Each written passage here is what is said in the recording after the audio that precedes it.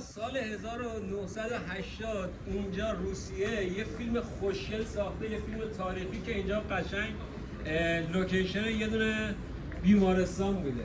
این آقای اینجا میخوره زمین تو این حالت، تو این فیلم همین شده جاذبه توریستی. همه میان اینجا عکس میندازن، حتی پوتین، امام علی رحمان اومده اینجا عکس گرفته. خیلی از بازیگرای روس این لوکیشن براشون خیلی قشنگه، میان همین حالت میشینن و عکسشون رو میگیرن. اینم عکس خود فیلم، اون صحنه که خورده زمین. یه جلوت از داخلش هم بگیریم. Hatta bir tane de əlavə edeyim. Bu Rus oyuncuların adlarını, soyadlarını deyim. Bu aktörün adı, oyuncunun adı Andrey Mironov'dur. Bu ağ paltarlı əslən Yahudi, yəni cuhud olduğuna, Rus cuhududur. Leonid Kanevski hal-hazırda yaşayır, İsraildə yaşayır.